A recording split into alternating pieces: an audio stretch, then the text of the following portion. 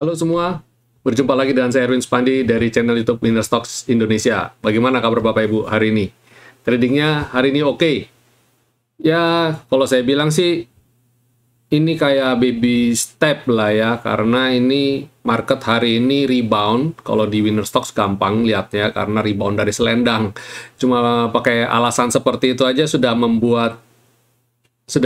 sudah menjelaskan segalanya deh. Ya, jadi kalau di Winner Stocks kita cuma bisa bilang, oh ini rebound dari selendang, oke, that's it, selesai. Tapi kalau di luar sana pasti mencari-cari alasan di balik reboundnya IHSG ya.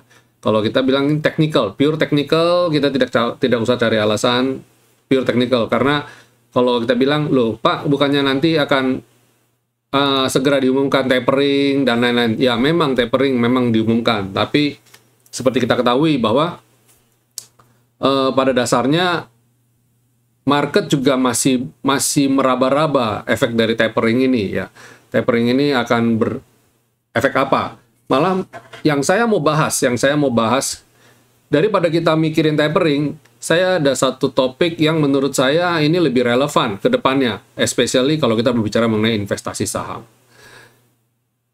Seperti Bapak Ibu ketahui, saat ini sedang berlangsung ya KTT COP36 namanya. Ya, jadi sekarang sedang berlangsung nih tentang climate ya, tentang climate kita COP26, sorry, COP26 ya di Glasgow dari tanggal 31 Oktober sampai 12 November. Ini saya sembari lihat data ya.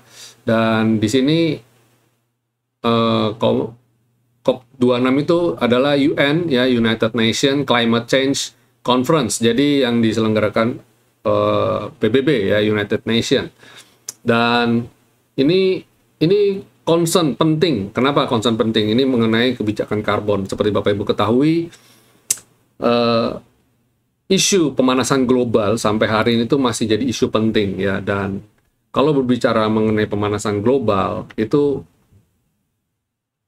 luas banget, dan beberapa waktu terakhir ya kita juga kita baca di media massa bahwa pemerintah akan memberlakukan pajak karbon ya, pajak karbon.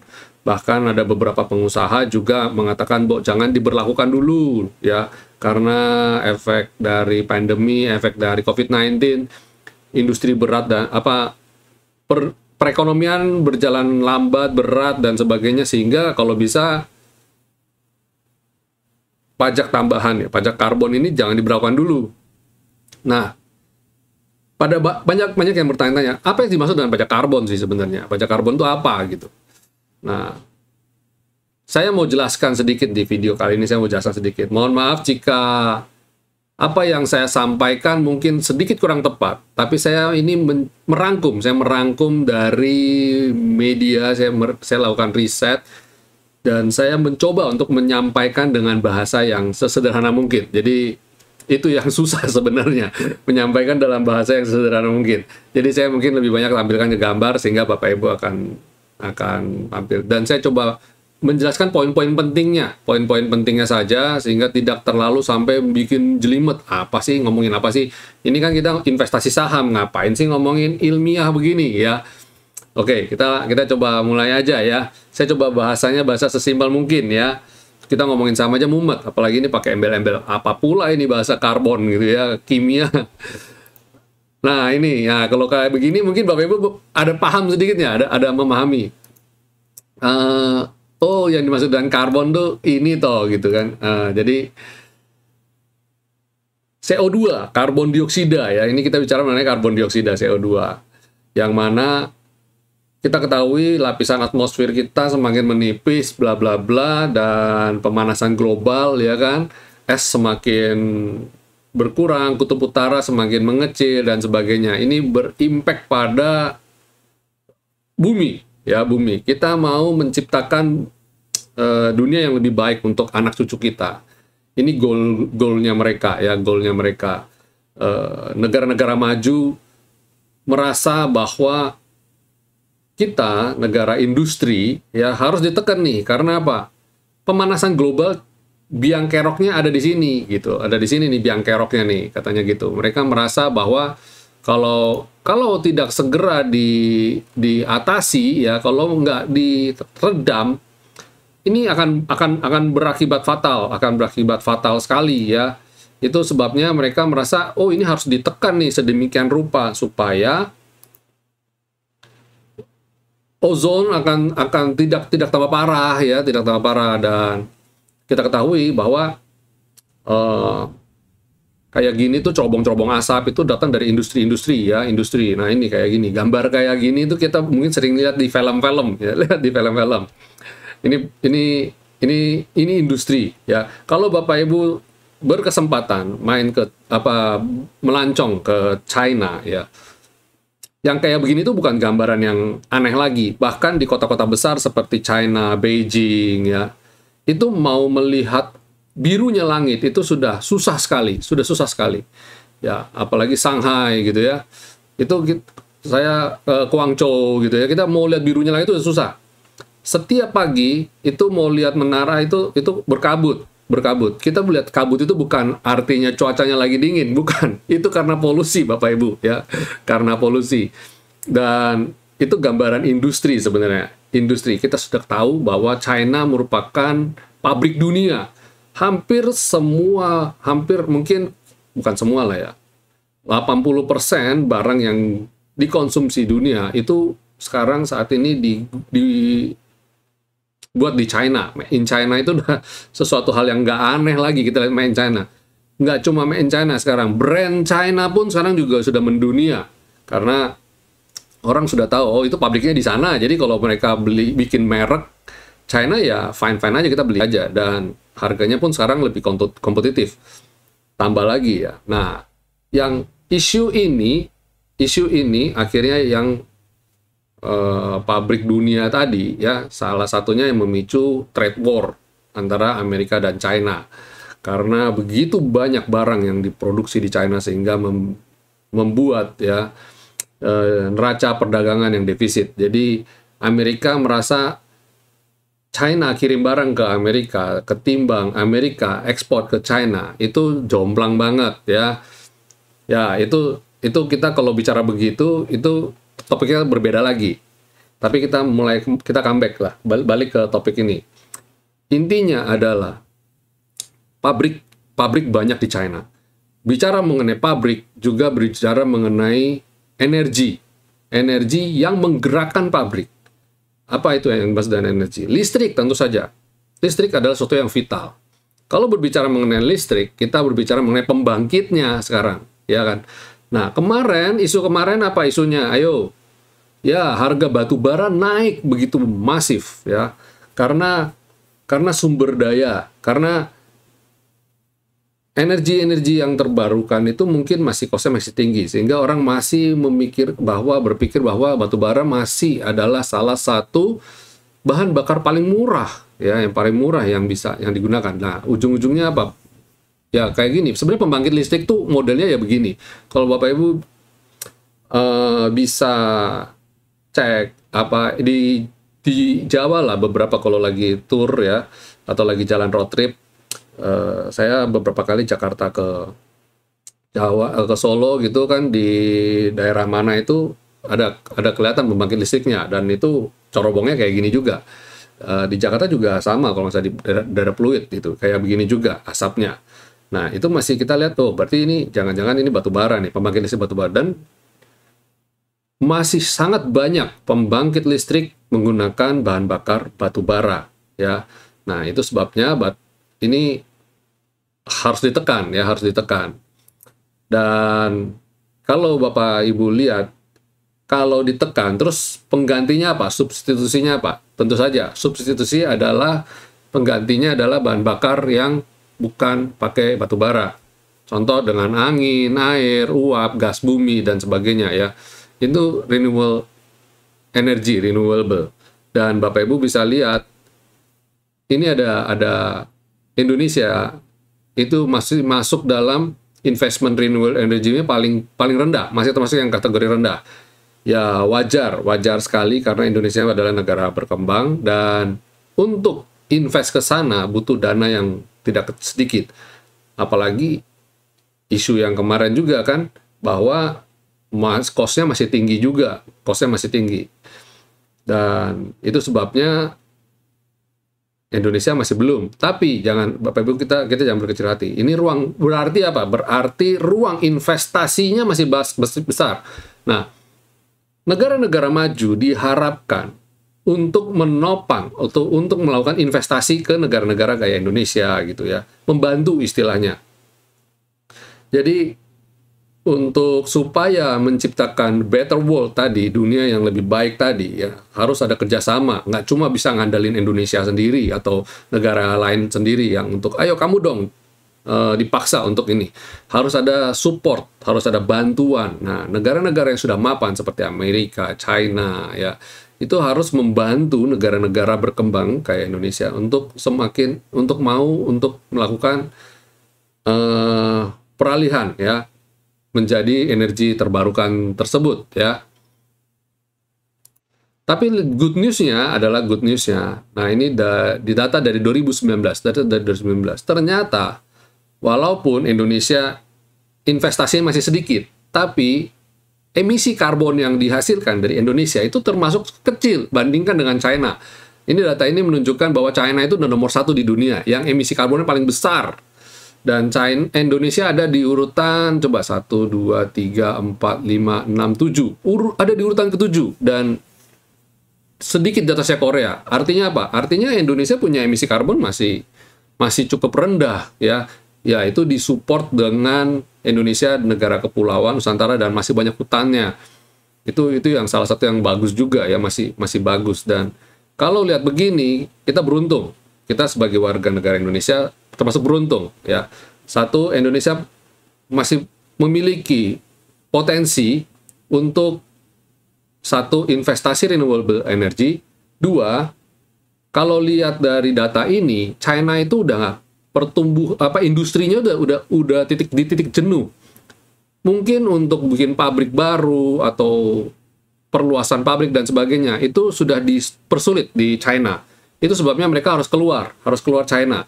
Karena emisi karbon itu tinggi, industri tinggi. Itu sebabnya kemarin ada trade wall dan sebagainya. Dan ini kemarin ini yang di COP26 ini salah satunya yang yang dibahas adalah ini sebenarnya. Memperlakukan karbon tadi. Itu kebijakannya bagaimana. Nah, Indonesia dengan kondisi emisi karbon yang rendah membuat negara-negara maju atau negara-negara industri lain menjadikan Indonesia sebagai destinasi ya, relokasi pabrik ya, sehingga ada balancing yang tinggi kayak China tinggi harus semakin turun, dan Indonesia mamanya masih ada ruang untuk naik ya, naik nggak terlalu masif juga, tapi masih ada ruang untuk maju, untuk lebih bagus lagi ya. Ekonomi Indonesia masih bisa berpeluang untuk growth, untuk bisa berkembang ya. Itu makanya sekarang ada Kementerian Investasi ya. Menteri investasi ini tugasnya apa? Mencari investor-investor yang mau relokasi pabrik masuk ke Indonesia atau investasi energi terbarukan di Indonesia gitu ya. Dari sini memperlihatkan bahwa ujung-ujungnya bermuara pada ya perekonomian kan, pasti ekonomi growth, bertumbuh ya. Itu sebabnya kita melihat Indonesia dalam 20 tahun ke depan, 30 tahun ke depan masih akan berkembang. Itu makanya pemerintah kita menciptakan atau membuat lahan yang baik ya. Maksudnya seperti infrastrukturnya dibagusin ya. Terus kemudian dia punya pembangkit listrik, dia punya transportasi, semua iklim investasi, maksudnya sampai perizinan dan sebagainya. Itu PR kita sebenarnya, PR-nya. Nah, kalau kita melihat begini, perusahaan yang sudah established di Indonesia akan berpikir, oh ini akan punya ruang gerak juga lebih besar. Yang dari luar mau masuk tuh nggak gampang. Tapi bagaimana dengan yang di dalam? Yang di dalam yang sudah established, yang sudah berdiri di Indonesia, punya ruang gerak besar untuk jadi kepanjangan tangan dari mereka yang di luar, untuk jadi yang lokal ini bisa ekspansi ya, perluasan pabrik, bikin brand sendiri. Sudah rahasia umum lah. brand-brand ternama di dunia itu membuat mereknya mereka di Indonesia, dan tidak menutup kemungkinan akan semakin luas lagi ya kerjasamanya. Dan ini satu data lagi, ini yang terbaru, yang saya dapatkan terbaru 2021 Oktober, yang mana memperlihatkan, dari data ini memperlihatkan bahwa Indonesia ada di ranking ke-39 ya, termasuk yang 39, termasuk yang paling bawah. Dan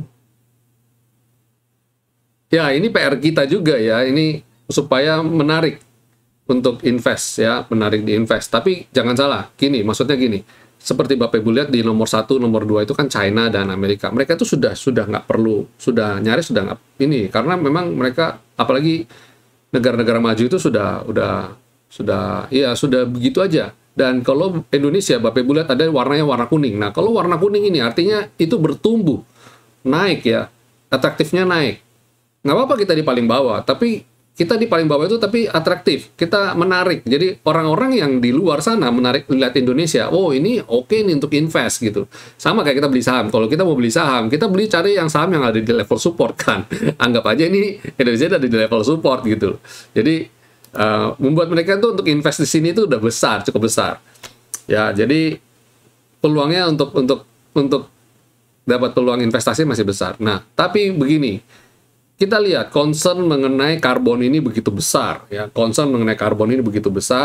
dan butuh negosiasi. Tentu saja ini berhubungan erat dengan tarik mundur kebijakan. Contoh Indonesia tentu saja berjuang supaya tidak memberatkan iklim para pengusaha dengan pembebanan pajak karbon. Nah, dari negara-negara lain, mereka pasti menginginkan Indonesia untuk melakukan kebijakan yang cukup ketat, ya, entah pembatasan emisi karbon, ya, dari industri atau dengan pajak tambahan dan lain-lain, ya. Nah, ini berimpact kepada perusahaan yang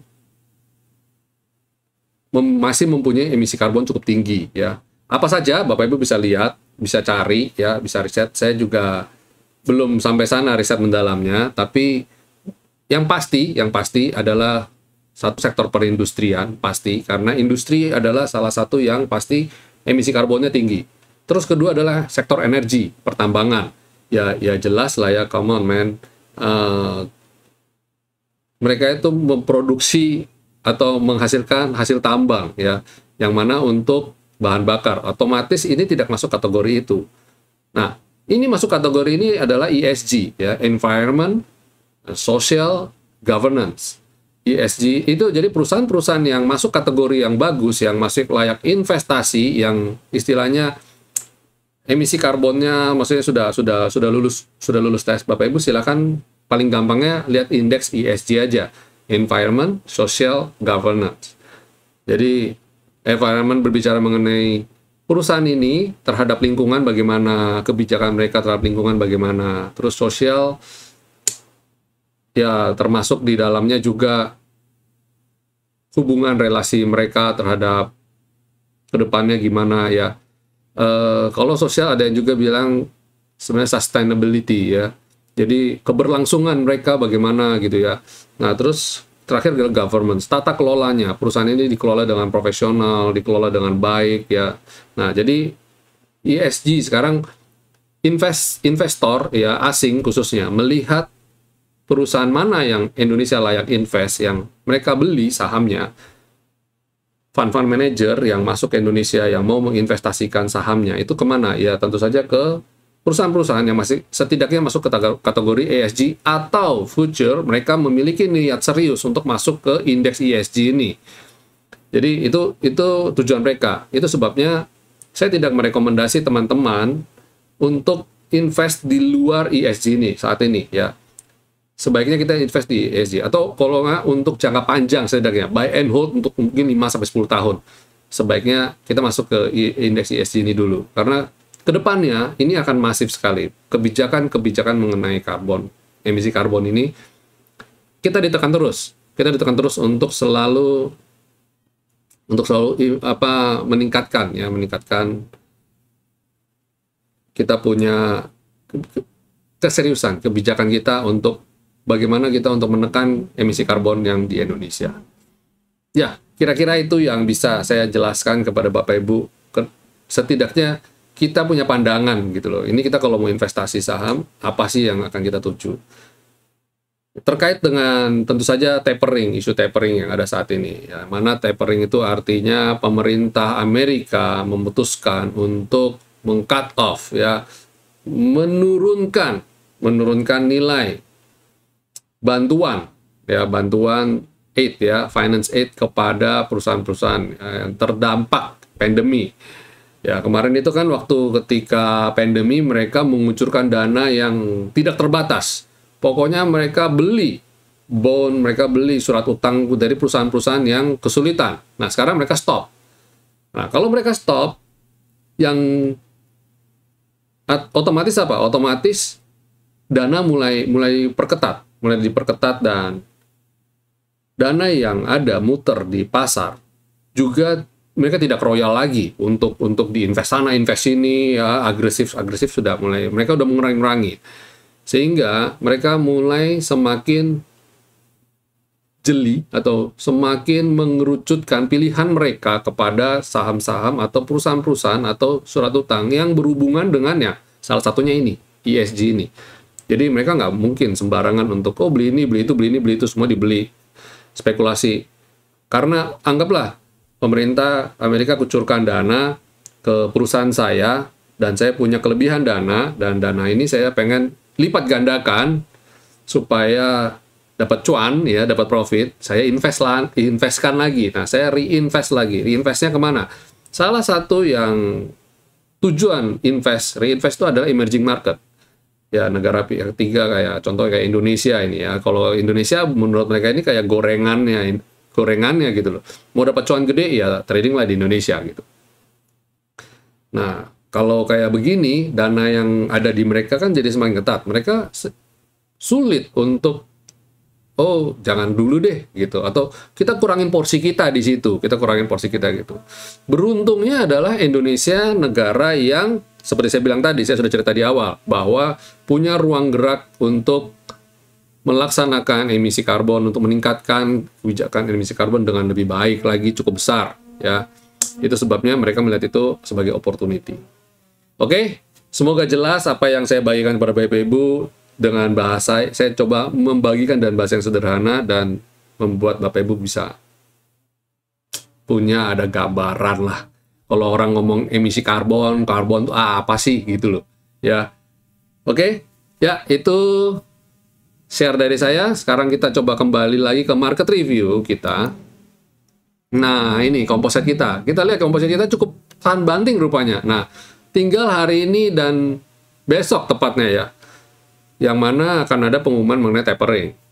Dan mungkin sampai dengan 12 November nanti, ya, isu-isu global, pemanasan global, COP26 tadi, itu juga membayangi, ya,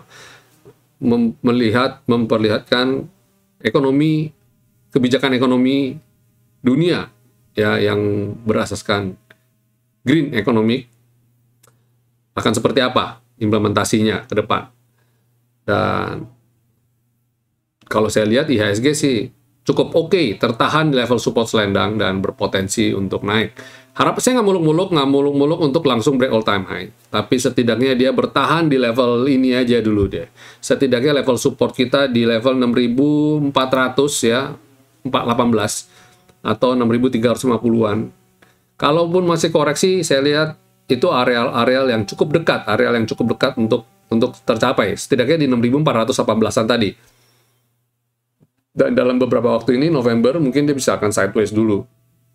Ya, kita cermati. Kenapa saya bilang begitu? Karena simple. Satu, dengan hijaunya IHSG hari ini, transaksinya termasuk low. Dengan transaksi cuma 9,5 triliun, plus ditambah asing cuma membuka net buy 98,9 miliar saja. Jadi, kalau lihat begini, ini memperlihatkan market masih wait and see ya, market masih wait and see. Ini mereka tradingnya aja dengan dana yang kecil. Makanya sebabnya saya juga bilang sama teman-teman, kita trading saat ini jangan pakai dana gede, trading dana kecil aja dulu ya, santai aja dulu ya, nggak usah gede-gede. Kita trading icip-icip dulu aja, yang penting memuaskan dahaga kita untuk cari cuan. Ya tangan gatel loh ya, pengen belanja gitu ya, pengen dapat cuan gitu. Dan ya pakai uang kecil dulu aja ya, santai aja dulu. Terus bagaimana dengan sektoralnya? Nah, ini salah satu yang buat kita melihat, menunjang tren ke depannya seperti apa, kita juga harus lihat sektoralnya. Sektor basic bagaimana? Sektor basic, nah ini flip-flop ya. Apa yang dimaksud dengan flip-flop? Kayak piano, lihat. Merah, hijau, merah, merah, hijau, udah kayak lagu aja ya. Nanti besok merah lagi gitu ya, bisa kayak gitu flip-flop. Tapi saya lihat pada dasarnya, basic ini juga bertahan, konsolidasi di level ini. Ya, ini masih oke. Ya, kita lihat mencoba bertahan di sini masih oke. Ini menandakan bahwa market ke depannya masih berpeluang sideways, berjalan sideways. Terus consumer cyclicals juga sama ya. Flip-flop, dia masih sideways, bergerak datar. Yang kayak gini ini paling nyebelin sebenarnya ya. Mau turun ya turun sekalian, mau naik naik sekalian. Tapi jangan kayak gini. Aku jangan di PHP terus. Istilahnya kayak gitu. Sektor energi masih belum oke, apalagi tadi saya sudah cerita mengenai emisi karbon. Ini saya lihat potensi ke depan masih akan koreksi ya. Terus SGL, nah ini sektor SGL ini yang saya bilang sektor ESG ya. Nah ini lihat oke ya, oke dia berpeluang untuk naik lagi nih. Terus sektor finance, sektor finance mulai tertahan. Nah finance itu termasuk yang ESG apa enggak sih? Nah sektor finance termasuk sektor yang ESG ya. Jadi masih aman untuk invest nih. Healthcare seperti kita bilang ini boleh kumpulin. Dan beberapa waktu lalu saya sudah kode loh ya, sektor ini anti badai, saya bilang ini termasuk dikumpulin. Dan hari ini oke, dalam beberapa hari masih oke banget yang naik. Silakan yang masih belum naik silakan dipantau ya. Sektor industri, nah ini jebol. Nah ini saya bilang yang terkait dengan relate dengan COP26 salah satunya ini industri loh ya. Emisi karbon ini juga industri. Jadi dia nanti begitu ada ketok palu pemberlakuan pajak emisi karbon dan lain-lain, ini mesti koreksi ini pasti. Ini aja udah koreksi dan saya yakin. Nah, chart selalu bergerak lebih dulu. Chart discount everything. Sebelum mulai KTT ini ya, COP26 ini, dia sudah bereaksi rupanya. Industri ini udah bereaksi dan dia udah mulai koreksi dulu. Nah, ketika tanggal 31 Oktober diadakan, nah dia langsung kan mulai ini 38 langsung udah mulai koreksi begini ya. Ini konspirasi teori aja, kita lihat saya berdasarkan chart aja, lihat ini sebagai itu ya, sebagai kait-kaitan lah ya, mengait-ngaitkan. Infrastruktur juga termasuk yang harusnya ESG ya, harusnya ini termasuk ESG, tapi saya nggak tahu beberapa seperti kan dibutuh energi juga ya. Nah, coba kita cek lah, sektor ini masih terkait dengan ESG apa enggak ya? Coba saya cek, salah satunya adalah Sri Kehati ya. Kalau mau lihat yang indeks ESG itu salah satunya adalah Sri Kehati. Dan yes, confirm infrastruktur tuh ada yang masuk, ada yang enggak. Nah ini mungkin tergantung tata kelolanya kali ya. ESGL, oh ini ada ESGL. Oh masuk infrastruktur masuk termasuk yang ESGL. Excel masuk di sini ya, masuk di sini. Excel Tower ya, berarti cukup aman. Yang saya bingung kok HMSP bisa masuk ya. Ya. So Inggris kok bisa masuk ya? Karena industri salah satu industri semen gitu ya, kita tahu kan sebenarnya bukan ESG itu sebenarnya itu. Ya. Nah, ini saya coba tampilkan deh ke Bapak Ibu ya. Saham apa aja sih yang masuk ESG ya? Saya baik banget kan. Sebentar ya. Nah, ini dia. Ini yang masuk kategori ESG ya. Saham-saham ini masuk kategori ESGL. Nah, ini yang saya tadi bilang. Kok HMSP bisa masuk ya? Tapi yang lain-lain kan masuk. Nah, yang lain-lain ini silakan Bapak Ibu cermati dalam beberapa waktu ke depan. Lah saya yang layak invest tuh ini. Ya, untuk kedepannya ya. Oke, balik lagi. Infrastruktur berarti masuk ya. Tadi ini ada tuh Excel ada masuk ya. Excel ada masuk, Telkom masuk, Tower masuk. Ya, ini jadi masuk ya, dia infrastruktur masuk di sini. Terus oke, habis itu infrastruktur apa lagi? Consumer non cyclicals masih bottoming ya, masih ke bawah, masih nguji level support. Harapan saya sih ini termasuk supportnya nih, yang dia nggak sampai jebol ini ya. Terus habis itu ada properti, wow, ini hari ini properti oke ya, manggung nih. Besok properti ya, besok masih properti, lanjut. Terus tekno, sektor tekno masih stabil di situ-situ aja, masih sideways konsolidasi, berharap dia bisa breakout. Transportasi mulai naik juga. Nah, kalau ini dia nggak termasuk ESG nih, transportasi ya. Terus kemudian dia masih sideways ya, masih sideways. Harapan saya dia bisa naik nih, memperlihatkan di sini sebenarnya ada pola-pola rebound cukup bagus nih. Nah, dia pada dasarnya kemungkinan besar untuk masih akan bagus. Ya, itu secara sektoral. Kalau lihat begini gimana? Kalau lihat begini sih ya masih sideways ya. Saya nggak bisa bilang, oh berarti besok pasti naik ini. Kita nggak bisa ngomong gitu, karena ada yang jadi pemberat indeks, ada potensi masih koreksi. Ada juga yang potensi rebound, tapi kalau transaksinya kecil juga percuma. Dia tidak jadi bisa penopang indeks, nggak bisa. Belum bisa, karena transaksinya masih kecil. Oke Bapak Ibu, itu video saya hari ini cukup panjang ya, 40-an menit. Semoga apa yang saya bagikan memberikan Bapak Ibu wawasan setidaknya dalam industri yang berbeda ya, dalam sudut pandang yang berbeda mengenai industri atau emisi karbon. Nah, itu sebabnya saya senang sekali dengan saham ya.